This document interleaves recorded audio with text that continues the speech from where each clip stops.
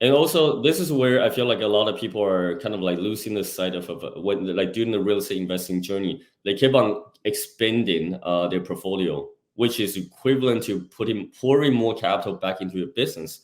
You're not going to have a lot of margin right there, right? Because No. as we're scaling the business, real estate investing, it's all like everything costs money or requires capital for you to kind of pull that back into the system, the team, and everything, right? So sometimes when we're looking at business, we're trying to stay as lean as possible. The moment that there's an extra capital we're saving, use that to put that towards your, let's say, additional another business to raise more capital.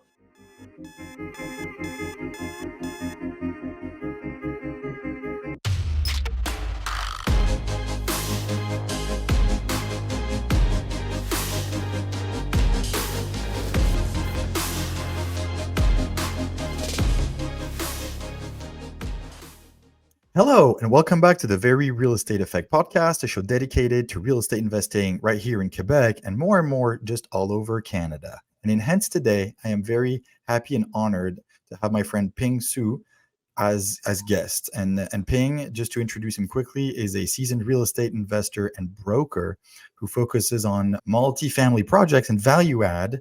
And so, thanks for coming on the show, man. Thanks for having me. It's a pleasure. Look, before we get into it, I just want to remind everyone, thank you for listening. It's the end of the year. It's the beginning of the new year, depends on how you see it. And I just want to thank you for sharing this episode with a friend who could benefit from this conversation. Ping has a lot of golden nuggets to share. And every time you listen to something like that, you could be creating a lot of value for yourself. So please like, share, subscribe, and send us some questions, send up some feedback. If you have ideas of topics you'd like to hear about, I can find experts who can come and answer those questions for you. So there you go. Now, Ping, you focus on the Southern Ontario market. You do a lot of multifamily. How do you start? How in the world did you get started in real estate? You know what? So I actually came from a very fortunate position. My family was already investing in real estate back in Taiwan as I was growing Okay. up. So I was already very familiar with how what it looks like to be a landlord. So the moment that we moved to Canada, it was actually back in 2008. Like that's where I first came here. I got accepted to my master 2010, and then my mom actually sent me down before the program started. He sent me down. She sent me down, and then she's like, "Ping, you have two jobs to complete. Number one is your program, engineering program. In the next 45 years, I want you to graduate, have internship, and have a full-time job in this field, and then you're going to be set for life. Now, second thing I want you to complete while you're completing the degree is that I want you to have 20 tenants paying you rent before you graduate." And Oh, then, wow. No yeah, pressure, man. No pressure. hey, it was a lot of pressure, right? And there was no room for me to say, let me think about it. It's like, hey, listen, you gotta do this, right? Because that's how we were able to have the option to, move to Canada. So she Mhm. put 20 on my notebook, and then she said, just keep looking at it, figure out what you want to do. Obviously, we're gonna support you to get your, first properties, but we want you to really go through the motion. So that's essentially how I started. First property was an off market around McMaster University. We actually put a radius 10 minutes walk away from the campus so that we're able Yeah. to actually rent it to the student population. But Mm. first property off market 272,000. She didn't want me to find anything turnkey. She said you have to find something that's only have maybe 4 bedroom, and then we need to add a couple rooms in the property. So that's what I did. That's how I started, and then very fortunate. In that position where the mom is actually pushing me into this journey. Didn't think it was any sexy. Doing real estate was anything sexy, but I had to do that to fulfill sort of my obligation as a child, right? And Yeah. then from there it's like 6 rooms, and then 7, 8, and then last year I got another 7 rooms. So 27 tenants, but 28 rooms at the time. So achieved my goal, and then that's essentially how I started. Okay, and that was just in the period that you were a student. So you said as you were doing your 4-year degree, you bought those several properties. Yeah. Wow. Okay. It's really I love your mother. There should be more mothers like that. Oh man, Please tell please tell her. yeah, no, we'll do. Like she knew. Actually, we sometimes we revisit that experience, right? My mom always told me that, hey, listen, a lot of things that I'm doing for you guys and you and your brother is not because I'm trying to get you to like what I'm doing. It's because you will appreciate what I asked you to do down the road, right? So there's a Exactly. lot of friction in between, obviously, but obviously looking back, it was the best lessons I could ever ask for from my parents. And as she sat you down and said that, did you feel like it was? Did you take it as a challenge and a big objective, or did you take it as a burden of, oh, I have to do this to please my mother? 100% burden.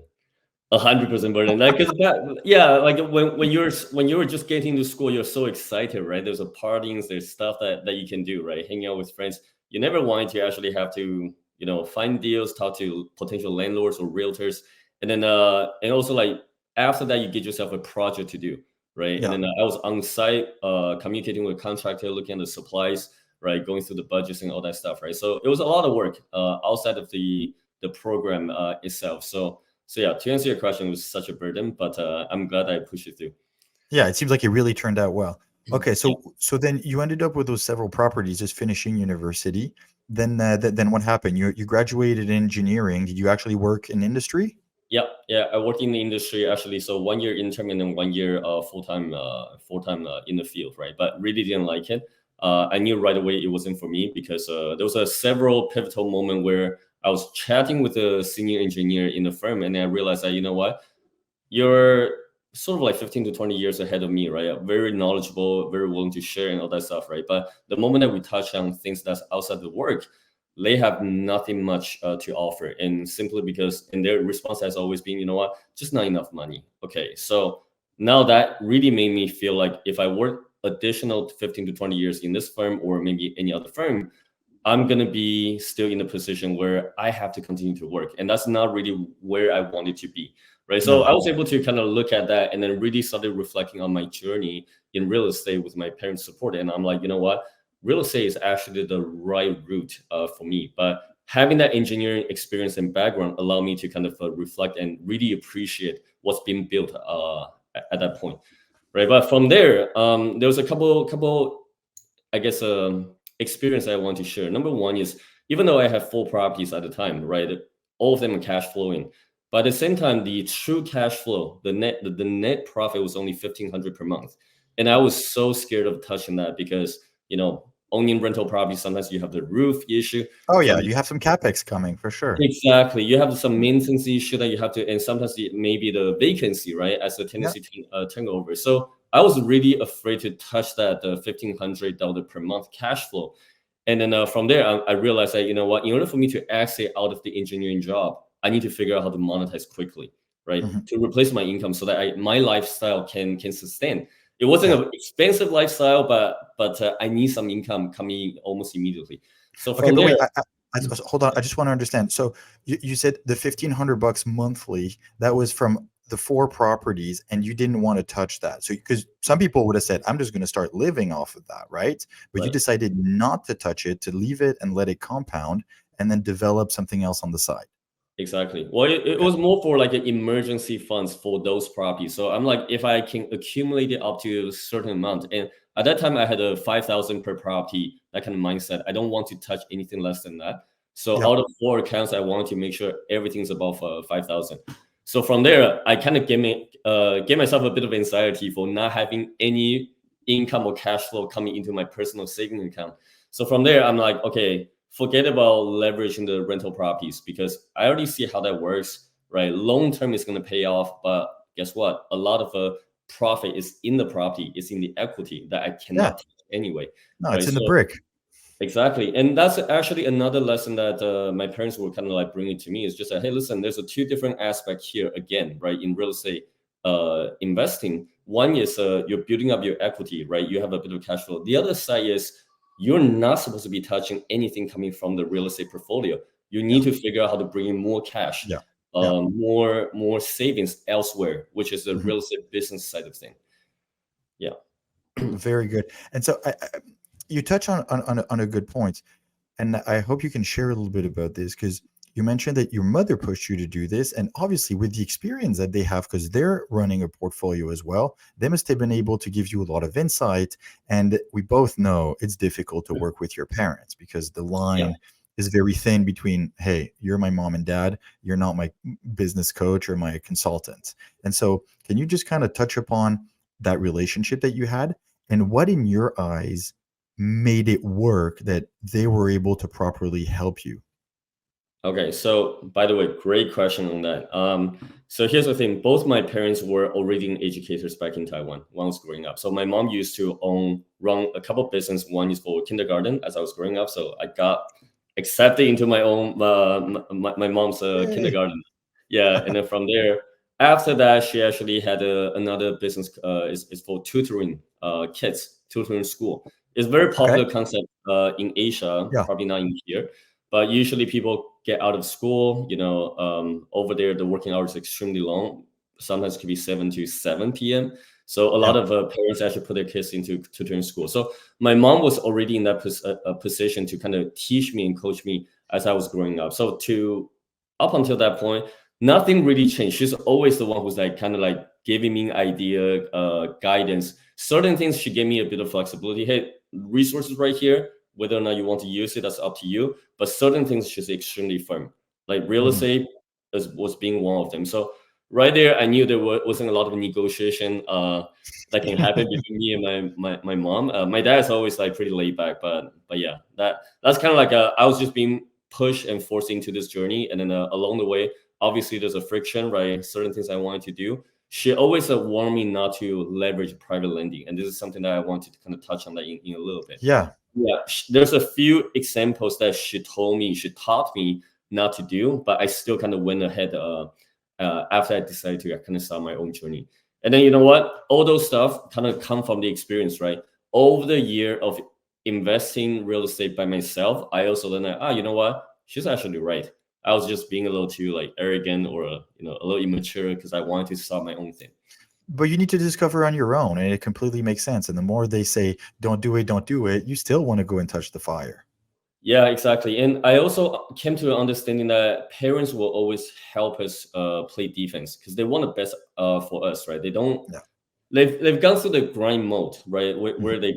they have to really push you through in business, in real estate investing. So after they build certain portfolio, they don't want us to go through the same thing. So it's very easy to understand that they're coming from a defensive mode, and then from there, you're right. As long as they can keep us in line, where there's no major mistakes, honestly, they've already done their job. But sometimes we do need to kind of push a little bit, push the boundary a little bit, right? Yeah. Actually, really go through the experience and learn that, hey, listen, certain things when they say not to touch it, don't touch it.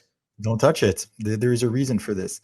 Yeah. So you also mentioned the importance of building other streams of income, and I'm hoping we can go a little bit into that, and also after that in terms of the capital raising side. So first off, like how did you decide once you were in your engineering job and you wanted to focus more on real estate?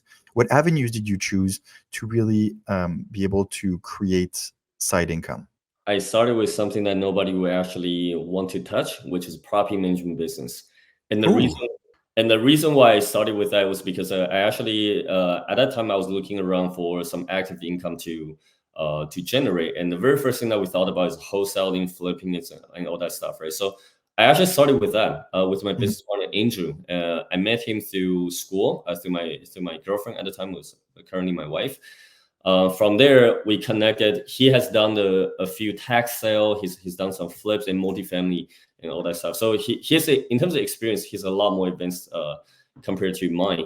But we decided to collaborate because he also wanted to change the environment. He ran a construction company with a family, and at that time he's just like, you know what, I'm a little sick and tired of the family business and stuff. I wanted a new change, right? So mhm. we had a great conversation right after the first, like I think couple of our meetings and stuff, and then we're just like, okay, why don't we start flipping a little bit? So we actually raised capital right away, and then we acquired two other value add projects near Brock University in St. Catharines, and then Yeah. we did another flip, and then at that point we're like, oh my god, we ran out of the investor list. There was one other project that we're about to secure, and we have one investor that was actually going to actually help us to fund the whole thing, but then he backed out the last second, and then right there we're like, okay, we're out of any options at that moment. So right there we're like, okay, we need to do one of a couple of things. Number one is, first of all, we need to figure out a way to generate income for myself and for Andrew. And second thing is, we want to choose a business where we can quickly expand our network to other active investors or landlords that's already in the game, because connecting with the right people in the game, they understand investing. The moment that we establish that kind of working relationship, we can easily pitch their deal and maybe be able to raise some capital. Okay. So wait, you went into the property management business as a way to meet current landlords and potential investors.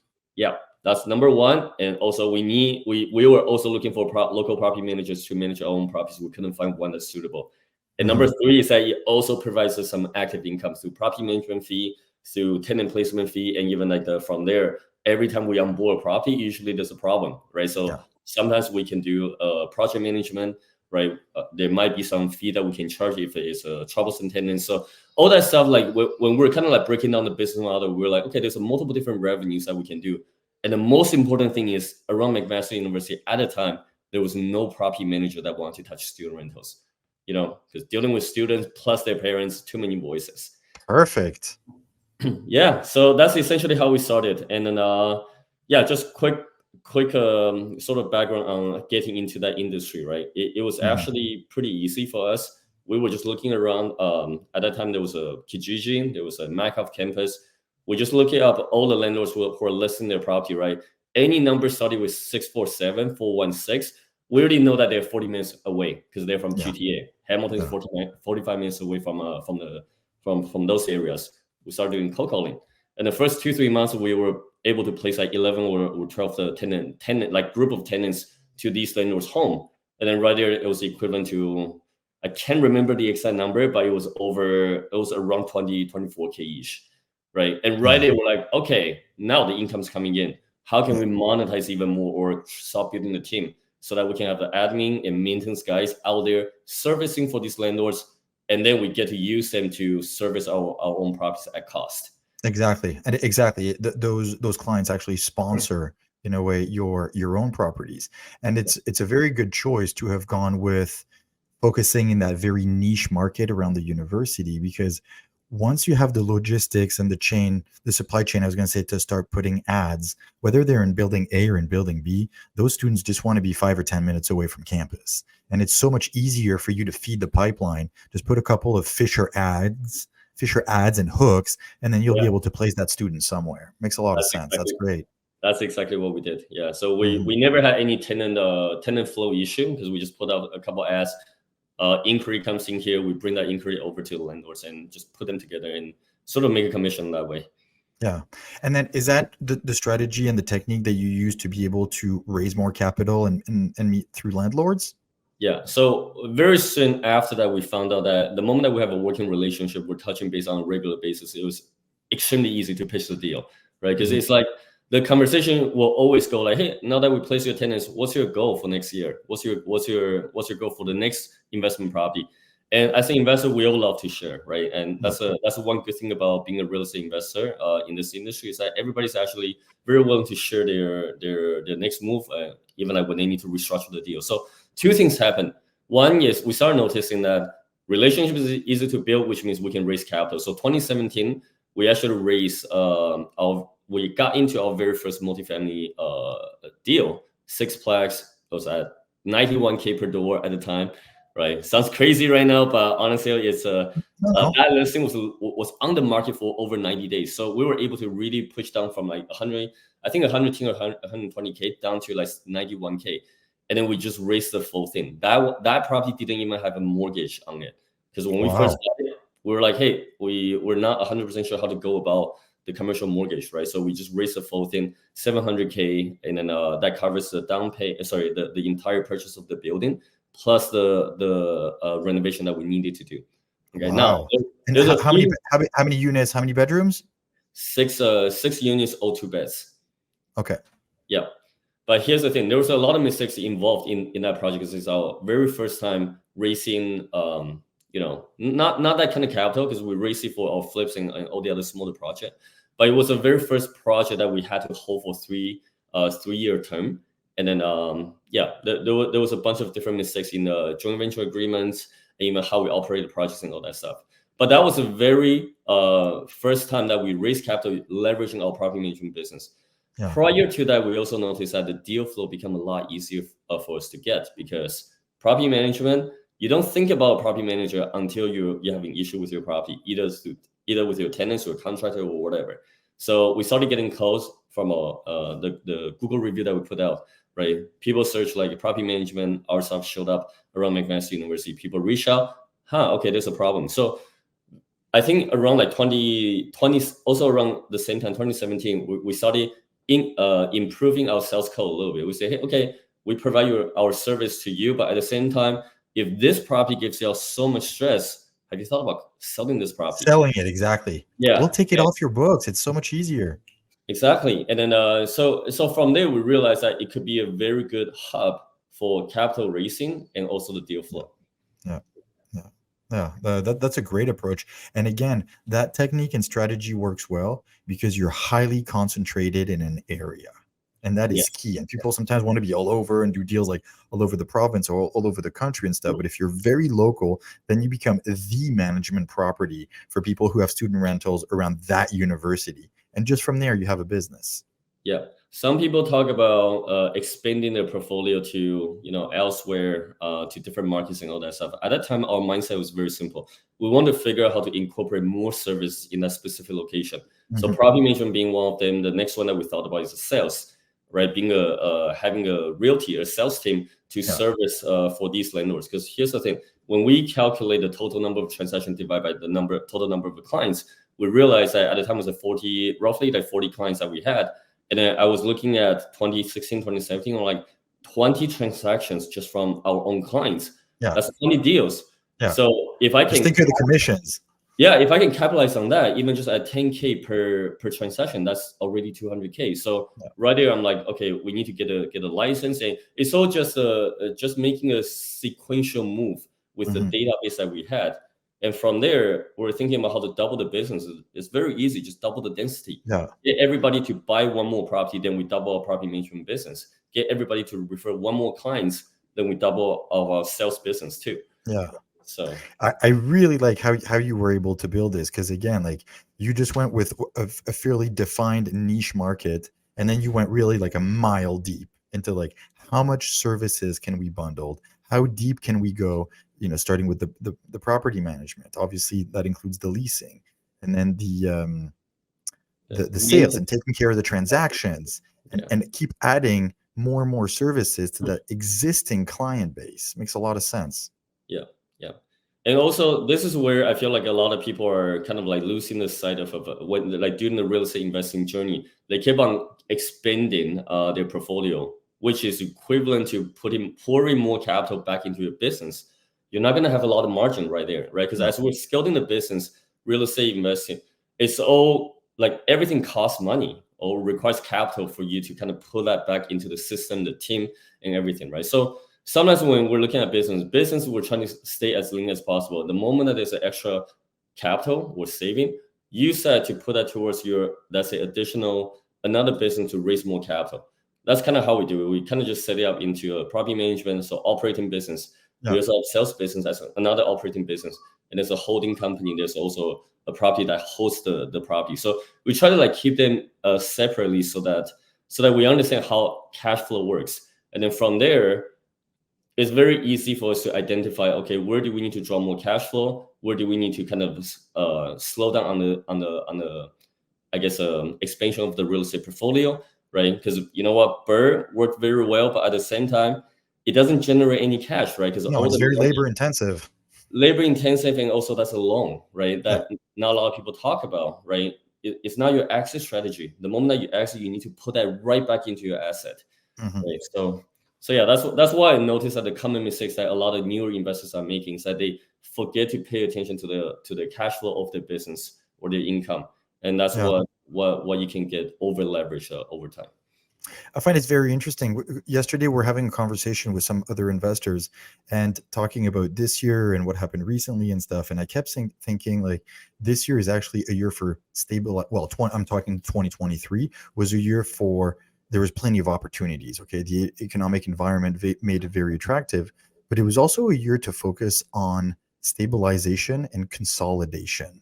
Yeah. And I find people who really try to grow too fast, sometimes, they grow. But then I was going to say the house of cards kind of crumbles because they haven't built and they haven't stabilized.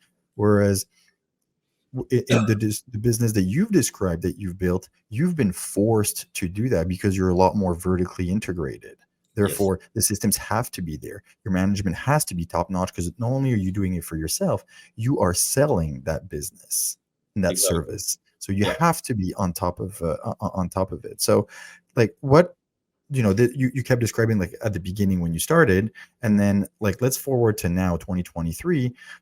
What does your portfolio look like, and what are you looking for next year?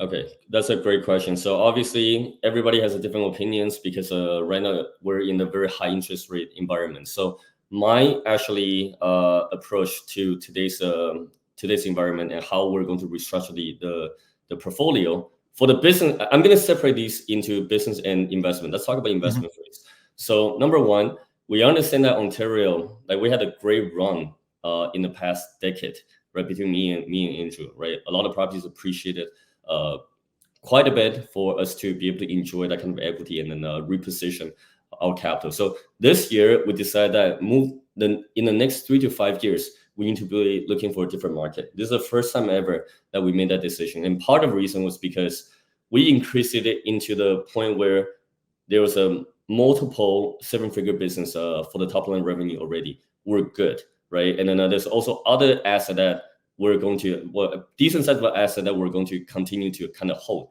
But it's okay to actually start liquidate a little bit, get some capital out, allocate that into another market where the fundamental is great. Like the population, the rent, there's a growth in that market. I'm not saying Ontario doesn't have that. I think with the upcoming immigration and all that stuff, we can Yeah. still project maybe 20 to 30% in the next, let's say, 5 years or something like that. But can I double it or triple it? I'm having a lot of question with that, right? So the moment I started looking into different market, obviously there's a New Brunswick, there's Alberta, but we try to pay attention to a market that doesn't draw a lot of attention from the current investors. Because here's Okay. the thing: if the inventory is the same Mhm. and you have a higher demand, that will drive Mhm. the price up. If it's Of lower course. demand, less attention, like we want to get in beforehand. So Ohio market, the US market is something that we're currently looking into. We already got ourselves into a GP position for a 38 unit multifamily building over there. Per door is only 49,000 per door, and then we're projected to Wow. turn around that 38 units in the next 3 years, and then really push that evaluation up to $75,000 per door. Right. So right there, I can see the investment being double again, but I Mhm. cannot see the same opportunity in Ontario. The truth No. is, even turning around the tendency for 1 or 2 units in Ontario is going to be extremely painful. No. Yeah. So And that's then, yeah. Sorry. sorry, you mentioned different markets in Canada that you'd be considering. I haven't heard you say Quebec. What is that not a market you'd be looking into? Never thought about it, and I'll be honest with you. It's a little bit because of Please. the language barrier. Okay, it's the language. I It's a keep language hearing that. It's the language barrier. It's language barrier. You can still do business in English in Quebec. Quebec is open for business. Quebec is open for development. We have a new minister of housing barrier. who is a vice president at Cushman Wakefield. Hey, you know That what? This conversation probably open a couple other doors for us, right? Because we know that Ontario is definitely not something that we want to. We want to continue with the active business, right? Flipping, Mhm. like finding the right deals for our clients and all that stuff, right? So sales business, property management, even project management, we're going to continue operating that. But the truth is, the moment that we're thinking about the next 3 to 5 years, we want to kind of stay a little bit more passive. Like we're talking about like a long-term strategy. We just want to park our money somewhere in a different market where we can do a bit of value add, kind of hold on to it. Quebec might be one of them. I don't know. I just haven't looked into that, but maybe this is where your mentorship program will come in for us to Exactly. understand the market a little bit more. And it's interesting because I recently attended an event in Toronto with a lot of investors from all over the country, and there was a very small minority of us from Quebec. And people kept saying, "Oh, you do projects in Quebec? Oh, yeah, I know. I wouldn't go there." And it was always like, "Oh, the tenancy laws and the language." And the tenancy laws, we might call it differently, but it's pretty much the same as in Ontario, Right. realistically. Yeah. And then from the language side, you can still do business in English, or my best suggestion like that is, why don't you partner up with an experienced investor locally. And hey, maybe I could refer you people that, I can help you and stuff like that. And so I was going to say, kind of, I don't want to say selfishly, but on my side, I like it that other investors are worried or scared of Quebec. That means they're not coming in. That means we don't have that competition. But For at the sure, same 100. time, I think there's Yeah. opportunities here. Oh, for sure, for sure. Like anytime the market doesn't draw enough attention, right? There's opportunities for sure, right? That's how we Mm. got into more like a retail and office buildings back in 2020 when the COVID started, right? Yeah. There's a lot of offices and obviously the remote working started happening, the lockdown and all that stuff, right? And that's how we Mm. ended up acquiring 4 different buildings in that year. And we were acquiring those buildings at 60 to 65% of the market value. Just within 1 year, and we did value add. The value was back or even more for the previous market price. So Yeah. yeah, I completely agree. And the truth is that landlord tenant board, I would essentially take the same approach. In Ontario, I no longer want the tenants to be part of the investing equation anymore, right? If they're Yeah, here, exactly. right, I'm gonna have to turn around. It's too much trouble. Let me just focus on improving the product. So in Quebec, I would be doing the same thing, right? Getting Exactly. development. Yeah. So Yeah. finding the right operating partners over there, I think if I were to ever consider that market, that would probably be the first thing that I would do, and then Mhm. just allocate the funds over there for the right operating partner to manage the project. Yeah. Yeah. No, you're absolutely right. Ping, as we're getting towards the end here, if people want to find out more about you and get in touch, what's the best way to do so? Yeah, so we're running a YouTube channel right now. The main channel is Property Hustlers. So we put out a lot of our contents, a lot of our journey, and even the projects out there. So if you want to kind of check us out, right, that's probably the best place to watch our short form and long form content over there. If you want to kind of reach out to me, understand how I monetize in real estate, the best way is probably Instagram. My Instagram IG handle is ping_real estate. Wonderful. Well, and to anyone listening who's interested in getting in touch with Ping, you can go and hit him up over there, and obviously we'll put his contact in the show notes, and you can get in touch for any deals or any questions you may have. Ping, it was a pleasure to have you on today. Thank you very much for joining. Thanks for having me. And to everyone listening, as usual, share this episode with a friend. And most importantly, I always say it, keep researching your market, keep making offers, keep educating yourself, and I'll see you soon. Talk to you next Friday. Thank you very much. Bye bye.